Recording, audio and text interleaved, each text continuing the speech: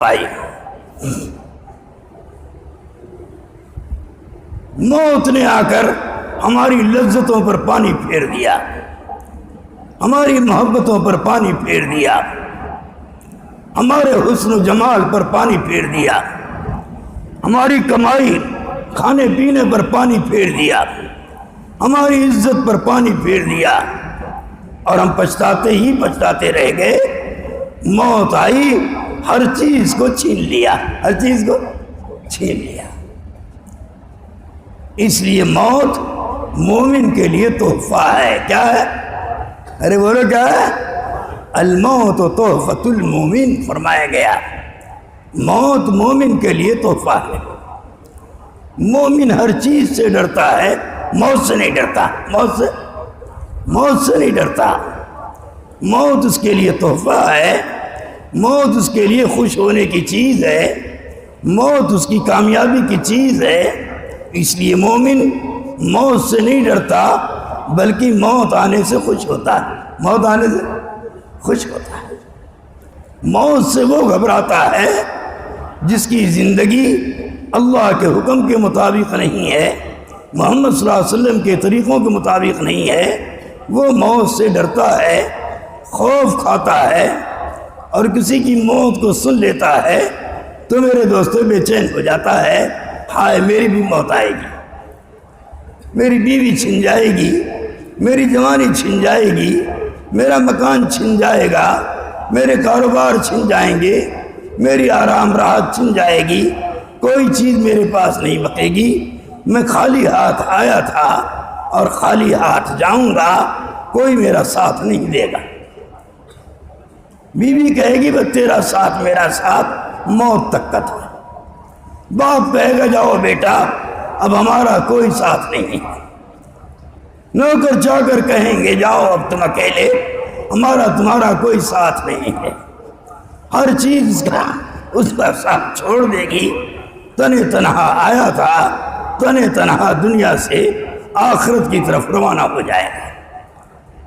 اگر ساتھ چاہتے ہو، عزت چاہتے ہو، بلندی چاہتے ہو، سکون چاہتے ہو، اطمینان چاہتے ہو، میرے دوستو تنگیوں سے نکلنا چاہتے ہو، بربادیوں سے نکلنا چاہتے ہو، تو اللہ کے دین پر اپنے آپ کو چلا دو اور اللہ کے دین کو اپنے گلے لگا لو اور پوری زندگی اسی دین کے ساتھ میرے دوستو جینا اور مرنا طے کر لو، تو خدا کی قسم نہ موت سے پہلے نہ موت کے بعد تمہیں کوئی چیز پریشان نہیں کرے گی۔ پریشانی کا حل میرے دوستو یہی ہے کہ ہم بلا کسی خوف و خطر کے اللہ کی بات مانتے چلے جائیں، اللہ کے سامنے جھکتے چلے جائیں، اللہ کے حکموں پر چلتے چلے جائیں، چاہے سمجھ میں آئے چاہے نہ آئے، ہمیں اللہ کے حکم پر چلنا ہے، نبی کے طریقے پر چلنا ہے۔ اللہ ہر حال میں چمکائے گا اور عزت و بلندی نصیب فرمائے گا۔ اس لیے مجمع بلایا گیا کہ اس کو دنیا سے زیادہ آخرت کی فکر پیدا ہو جائے، سمجھے، آخرت کی فکر پیدا ہو جائے۔ جناب رسول اللہ صلی اللہ علیہ وسلم نے اپنی امت کو خالی بتلایا نہیں بلکہ دکھایا، سمجھے، سب دکھلا کے گئے اور سب بتلا کے گئے، اور ہر ایک امتی کو اللہ کے احکامات پر چلا کر، اللہ کے انعامات کو بتا کر، اللہ کی رضا خوشنودی کو بتا کر آپ صلی اللہ علیہ وسلم دنیا سے تشریف لے گئے، اور ایک ایک امتی کو بتا دیا مرنے کے بعد کی زندگی اصل زندگی ہے، کامیابی والی زندگی، عزت والی زندگی، خوشگوار زندگی، اطمینان والی زندگی، ہر حال یا ہر حال میں کامیاب کرنے والی زندگی وہ مرنے کے بعد کی زندگی ہے، جس کو اللہ ایمان بھی دے اور ایمان پر خاتمہ بھی دے، ایمان پر خاتمہ بھی دے، وہی اصل زندگی۔ اس لیے میرے دوستو بزرگوں، وہ اعلیٰ زندگی آخرت کی ہماری مقصد حیات بن جائے، اس کے لیے اللہ کے راستے میں نکالا جاتا ہے۔ حضور اکرم صلی اللہ علیہ وسلم دین بھی لائے اور ساتھ ساتھ پوری امت کے لیے دین کی محنت بھی لائی۔ پچھلے نبیوں نے دین دیا، دین پر عمل بتلایا، لیکن دین کی محنت کے لیے اپنی امت کو محنت میں نہیں لگایا، اپنی امت کو دعوت دینے میں نہیں لگایا، بس اپنی اپنی امتوں کو دین سمجھا دیا، دین پر عمل سمجھا دیا، نماز روزہ بتلا دیا اور اس کا کرنے کا، عبادت کرنے کا طریقہ بتلا دیا۔ ہمارے نبی صلی اللہ علیہ وسلم نے پہلے ہی دن سے خالی عبادت نہیں بتایا، خالی دین نہیں بتایا، بلکہ عبادت سے پہلے عبادت کی محنت بیان کیا۔ سمجھے، ایمان سے پہلے ایمان دے کر ایمان کی دعوت میں لگایا۔ کسی نبی نے دین اور دین کی محنت میں نہیں لگایا۔ ہمارے آقا محمد صلی اللہ علیہ وسلم نے اپنے ہر امتی کو پہلے ہی دن سے دین بھی دیا اور دین کی محنت بھی عطا فرمائی۔ اس لیے سب کو داعی بنایا۔ کیا بنایا؟ ارے بولو، کیا بنایا؟ داعی بنایا۔ پچھلے نبیوں نے اپنی اپنی امت کو عابد بنایا۔ ہمارے نبی نے عابد بعد میں بنایا، داعی پہلے بنایا۔ داعی پہلے بنایا۔ مردوں کو بھی داعی بنایا، عورتوں کو بھی داعی بنایا، جوانوں کو بھی داعی بنایا، مظلوموں کو بھی داعی بنایا، بچے کو بھی داعی بنایا، جوان بوڑھے مردوں کو بھی داعی بنایا، اور ہر ایک کو سب سے پہلے داعی بنایا۔ کیا بنایا؟ داعی بنایا۔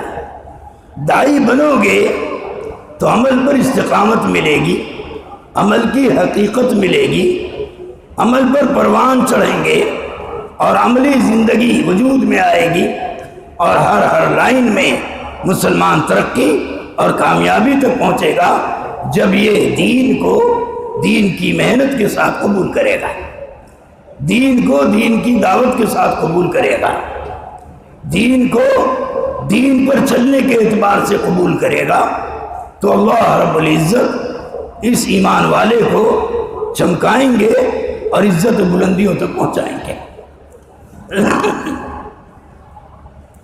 اس لیے اس امت کا کام ہے دین پر چلنا اور دین کی محنت کرنا، دین کی محنت کرنا، دونوں ایک ساتھ دیا گیا۔ حضور اکرم صلی اللہ علیہ وسلم نے ایمان کی دعوت دیا، اور جو لوگ ایمان قبول کرنے لگے آپ نے اسی وقت ان کو ایمان کی دعوت پر کھڑا کر دیا۔ ابو بکر صدیق رضی اللہ تعالیٰ عنہ مردوں میں سب سے پہلے ایمان لائے، اور انہوں نے سب سے زیادہ قربانی دی۔ سب سے زیادہ، ارے دی کہ نہیں دی؟ عورتوں میں حضرت خدیجہ الکبریٰ رضی اللہ تعالیٰ عنہ عورتوں میں سب سے پہلے ایمان لائیں۔ انہوں نے اپنا تن من دھن سب کچھ اللہ کے دین پر خرچ کر دیا۔ غلاموں میں حضرت زید بن حارثہ رضی اللہ تعالیٰ نے ایمان لائے، اور انہوں نے پوری زندگی دین اور دین کی محنت میں خرچ کر دی۔ بچوں میں حضرت علی رضی اللہ تعالیٰ عنہ ایمان لائے، اور پوری زندگی نبیوں کی طرح سے میرے دوستو دین پر محنت پہ لگا دی، اور آخر تک میرے دوستو اس محنت کو کرتے رہے اور کرتے کرتے دنیا سے چلے گئے۔ تو ہمارے نبی صلی اللہ علیہ وسلم نے پہلے ہی دن سے اپنے ایک ایک امتی کو داعی بنایا، اور دین بھی دیا اور دین کی محنت بھی دیا، دین بھی دیا، دین پر عمل کا شوق بھی دیا، دین دیا اور دین کے ساتھ ساتھ پورا عالم ان کے سامنے رکھ دیا، یہ عالم ہے، اس عالم بھر میں تمہیں چلنا ہے اور دین کی محنت کرنا ہے۔ اللہ تعالیٰ اس امت محمدیہ کو اس طور پر قبول فرمائے۔ صحابہ نے اس کا حق ادا کیا، صحابہ نے اس کا حق ادا کیا۔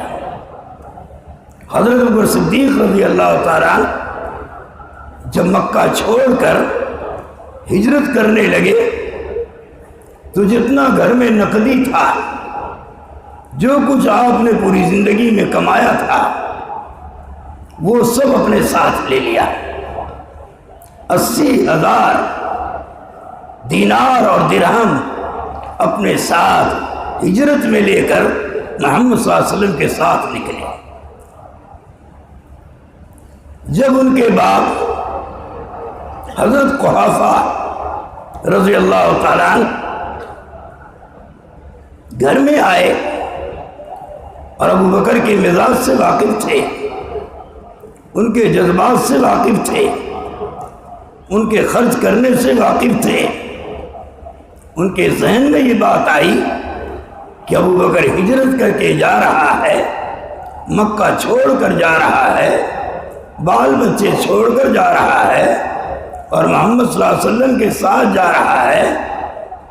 ہو سکتا ہے کہ سارا کا سارا مال لے کے جا رہا ہو اور اپنے بال بچوں کے لیے کچھ نہ چھوڑا۔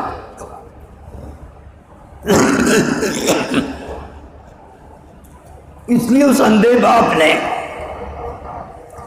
ابوبکر کے جاتے ہی گھر میں تشریف لائے اور بچیوں سے پوچھا، ابوبکر کیا لے کے گئے اور کیا چھوڑا؟ آپ کی سب سے بڑی صاحبزادی حضرت اسماء رضی اللہ تعالیٰ عنہا نے دادا جان کا یہ سوال سنتے ہی فوراً کنکر پتھر کو ساتھ لیا اور ایک طاق پر بچھا دیا اور اس کو کپڑے سے ڈھانک دیا۔ اندھے دادا جان کا ہاتھ پکڑا اور ہاتھ پکڑ کر اس کنکر پتھر پر جو کپڑا بچھا ہوا تھا اس کے اوپر سے ان کا ہاتھ گزار دیا اور کہا، دادا جان ترک لنا خیرن کثیرا، ترک لنا خیرن کثیرا۔ دادا جان آپ بالکل فکر نہ کریں، ہمارا باپ ہمارے لیے بہت بڑی خیر چھوڑ کے گیا۔ دادا جان نے تو خیر سمجھا، مال و متاع کو حضرت خدیجۃ الکبریٰ رضی اللہ تعالی عنہا نے مال کو نہیں خیر سمجھا، حضور صلی اللہ علیہ وسلم جو دین دے کر گئے تھے، ایمان دے کر گئے تھے، اس کو بہت بڑی خیر سمجھا اور کہا، دادا جان گھبرانے کی بات نہیں ہے، ابا جان بہت بڑی بڑی خیر چھوڑ کر گئے۔ ان کو تسلی ہو گئی اور سمجھ گئے، ہاں مال بھی لے کے گیا اور کچھ مال چھوڑ کے گیا ہے، ان کا کام چل جائے۔ حضرت اسماء رضی اللہ عنہا فرماتی ہیں، خدا کی قسم میرا باپ سب کچھ لے کے گیا تھا، گھر میں اتنا بھی نہیں چھوڑا تھا کہ ہم لوگ ایک وقت کھا لیتے، سب لے کے گئے۔ یہ تھا مزاج، ایک امتی کا مزاج یہ بنایا تھا۔ دین پر چلنا سیکھو اور دین پر خرچ کرنا سیکھو۔ دین پر خرچ تمہیں ضائع نہیں کرے گا، تمہیں برباد نہیں کرے گا، تمہیں فقیر نہیں بنائے گا، تمہاری عزت نہیں لے گا، بلکہ دین پر خرچ تمہاری زندگیوں کو پشتہا پشت کو تمہاری زندگیوں کو بنائے گا۔ اس لیے میرے دوستو، دین پر خرچ روزیوں میں برکت دیتا ہے اور تمام کی تمام مالی لائن کی کمزوریوں کو دور کرتا ہے اور آدمی کے اندر استغنا کی صفت پیدا کرتا ہے۔ سمجھے؟ خرچ کرو گے تو یہ صفات پاؤ گے، خرچ نہیں کرو گے تو مال کی حوث بڑھتی ہے، مال کی لالچ بڑھتی ہے، مال تلاش کرنے میں پھر حرام حلال کی تمیز نہیں کرتا، جہاں سے آئے آنے دو، جھوٹ بول کر آئے تو آنے دو، رشوت لے کر آئے تو آنے دو، دھوکہ دے کر کے آئے تو آنے دو، قسم کھا کے جھوٹی آئے تو آنے دو، کسی قسم کی کوئی پرواہ نہیں کرتا جب آدمی کے دل میں مال بیٹھ جاتا ہے۔ اس لیے مال کی محبت کو نکالنے کے لیے اور مال کی عظمت کو نکالنے کے لیے اللہ رب العزت نے مال کو دین پر لگانے کو کہا۔ وَأَنفِقُوا فِي سَبِيلِ اللَّهِ وَلَا تُلْقُوا بِأَيْدِيكُمْ إِلَى التَّهْلُكَةِ۔ تم اللہ کے راستے میں مال خرچ کرتے رہو، سمجھے، اور اللہ کے دین کو چھوڑ کر اپنے ہاتھوں کو کاروبار کی طرف مت لے جاؤ، یہ تمہیں ہلاک کر دے، سمجھے، تمہارے ہاتھ پیر بیکار ہو جائیں گے اگر تم نے اس مال کو اپنی کمائی کے لیے، اپنی بھوک کے لیے اور اپنے آپ کو مال میں لگانے کے لیے اگر تو نے مال بچایا اور خرچ نہیں کیا تو یہ مال تمہیں ہلاک و برباد کر دے گا۔ سمجھ میں آ رہی بات؟ اس لیے حضور اکرم صلی اللہ علیہ وسلم نے مال بچا کے نہیں رکھا، جو مال آیا خرچ کر دیا، جو مال آیا خرچ کر دیا، یاد رکھنا۔ یہاں تک کہ آپ کے گھروں پر فاقے آ گئے، 2 مہینے تک چولہا نہیں جلتا تھا، ایسے فاقے آئے تو اللہ رب العزت نے جس کو بھی مال دیا ہے، یہ مال جمع کرنے کے لیے نہیں دیا، یہ مال خزانوں میں رکھنے کے لیے نہیں دیا، یہ مال بینکوں میں ڈالنے کے لیے نہیں دیا، یہ مال غریبوں پر، محتاجوں پر، بیواؤں پر، یتیموں پر، بے کسوں پر اور میرے دوستوں ضرورت والوں پر خرچ کرو۔ جتنا خرچ کرو گے اتنا مال بڑھے گا، اور جتنا مال بچاؤ گے اتنا مال گھٹے گا۔ اسی لیے زکوٰۃ فرض کیا، مال کے خرچ کرنے کا راستہ بتایا، غریبوں کو دو، فقیروں کو دو، محتاجوں کو دو، اپنے پڑوسیوں کو دو، اپنے رشتہ داروں کو دو، اور ضرورت کی جگہیں جتنی ہیں مسجد میں خرچ کرو، مدرسے میں خرچ کرو، یتیموں پر خرچ کرو، بیواؤں پر خرچ کرو، اپنے رشتہ داروں پر خرچ کرو۔ خرچ کے کتنے طریقے بتا دیے اور کتنے لوگ بتا دیے،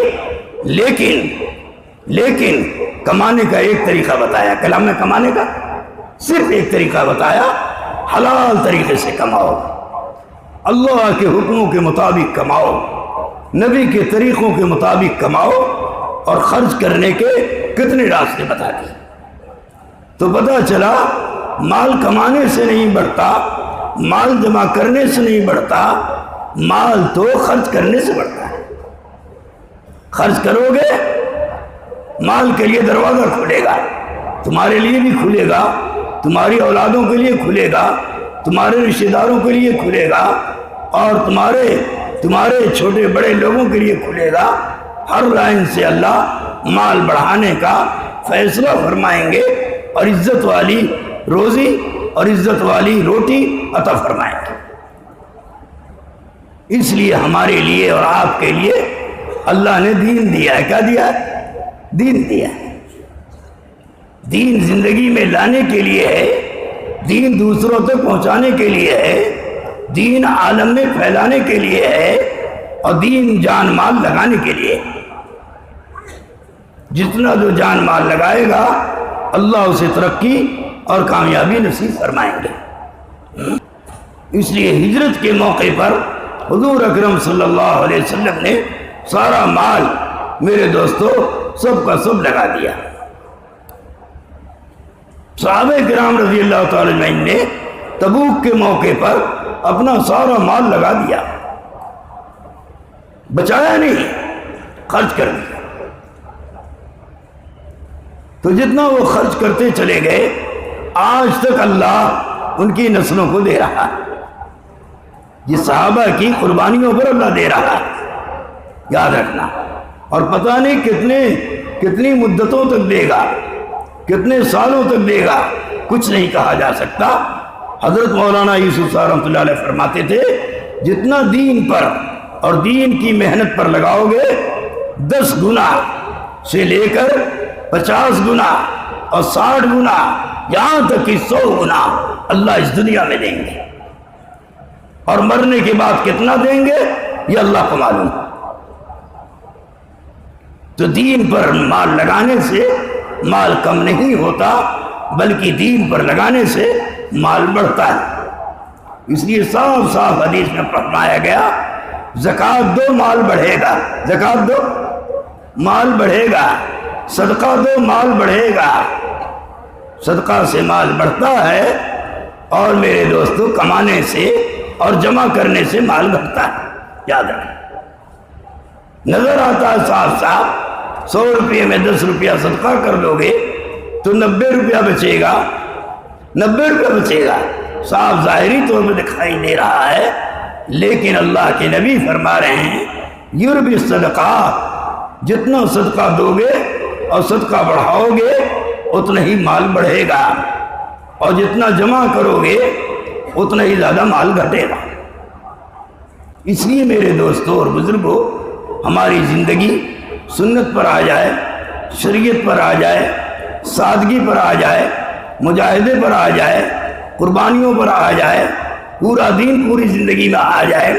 اس کے اعتبار سے اگر ہم دنیا میں چلیں گے اور پھریں گے تو اللہ تعالیٰ کبھی ہمارے مال میں کٹوتی نہیں کاٹے گا، کبھی ہمارے مال میں کمی نہیں آنے دے گا، ہر وقت ہمارا مال بھی بڑھائے گا، ہماری زندگی بھی بڑھائے گا، ہمیں صحت قوت بھی دے گا، اور ہمیں ہر جگہ ترقی اور کامیابی نصیب فرمائے گا۔ اس لیے یہ زندگی ابدی زندگی کے لیے ہے، یہ دنیا کی زندگی آخرت کے لیے ہے، یہ دنیا کی زندگی اللہ اور رسول کے لیے ہے۔ جیسے وہ کہیں گے ویسے گزاریں گے تو اللہ تعالیٰ اس دنیا کی زندگی میں برکتوں کے دہانے کھول دیں گے، اور ہر لائن سی عزت عطا فرمائیں گے۔ اس لیے صحابہ کرام رضوان اللہ تعالیٰ اجمعین نے ہر حال میں مال کو خرچ کیا اور اپنی زندگیوں کو خرچ کیا، دنیا کے لیے کبھی اپنے مال کو بچایا نہیں، اور دنیا کی زندگی میں کبھی مال و دولت کو جمع نہیں کیا، بلکہ جو آیا وہ خرچ کیا۔ جب سے مسلمان مال کا حریص ہو گیا، مال کا لالچی ہو گیا، مال کا دیوانہ ہو گیا، مال کمانے میں لگ گیا، مال بچانے میں لگ گیا، نہ اولاد پر خرچ کر رہا ہے، نہ اپنی بیوہ بہن پر خرچ کر رہا ہے، نہ اپنی بیوہ چچی پر خرچ کر رہا ہے، نہ بیوہ نہ یتیم بچوں پر خرچ کر رہا ہے، سارا کا سارا مال اپنی نفسانی خواہش کو پورا کرنے میں اور اپنے گھر مکان بنانے میں میرے دوستوں خرچ کر رہا ہے۔ حالانکہ آقا فرماتے ہیں مومن کا ہر خرچ جو بھی خرچ کرتا ہے دین کے لیے ان سب کا اجر و ثواب ملتا ہے۔ کیا ملتا ہے؟ اجر و ثواب ملتا ہے۔ لیکن جو مال مکان پر خرچ کرتا ہے، اینٹیں اور گارے پر خرچ کرتا ہے، اس کا کوئی اجر و ثواب نہیں ہوتا۔ یاد رکھنا، سوائے اس کے کہ مسجد میں لگائے یا مدرسہ میں لگائے جس سے علم دین حاصل کیا جائے اور علم دین پڑھایا جائے، اس کے اندر تو علماء کرام فرماتے ہیں اس کا اجر ملے گا۔ لیکن جو مال اپنی ذات پر لگاتا ہے، اپنی خواہشات پر لگاتا ہے اور اپنے بچوں پر فراوانی کے ساتھ خرچ کرتا ہے، اللہ کو حکم نہیں دیکھتا، نبی کا طریقہ نہیں دیکھتا، اللہ کے نبی کے طریقوں کے مطابق بال بچوں پر خرچ نہیں کرتا، منمانی کی چاہیے خرچ کرتا ہے، اس کے خرچ پر کوئی اجر نہیں ملتا۔ اس لیے صحابہ کرام نے اپنے آپ کو ان ساری جگہوں سے مال بچایا اور اللہ کے کلمے کو بلند کرنے کے لیے، نبی کے طریقے کو دنیا میں پھیلانے کے لیے اپنے جان کو اور اپنے مال کو خرچ کیا۔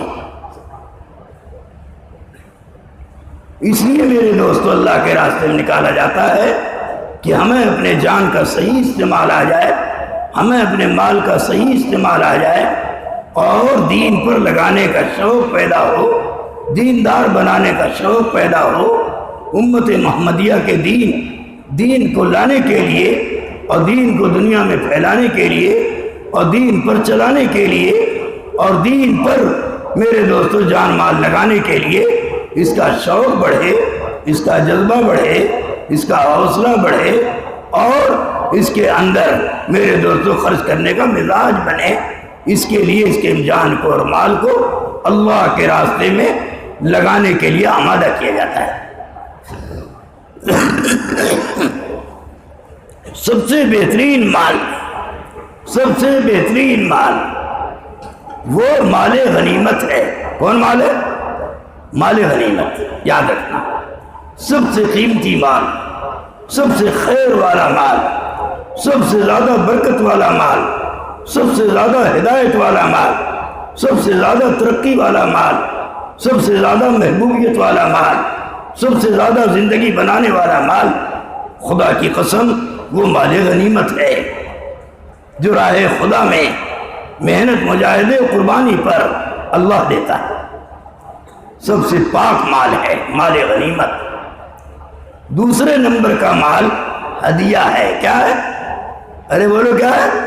ہدیہ۔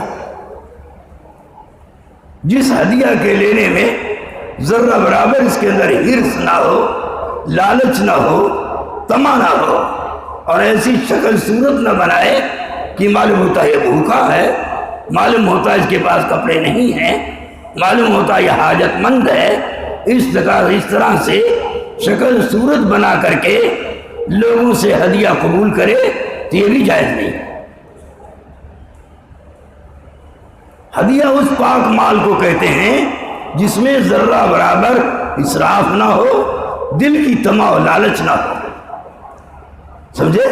بے غرض ہو کر، لاپرواہ ہو کر کوئی دے تو اس کو قبول کر لے اور اس کو دعا دے۔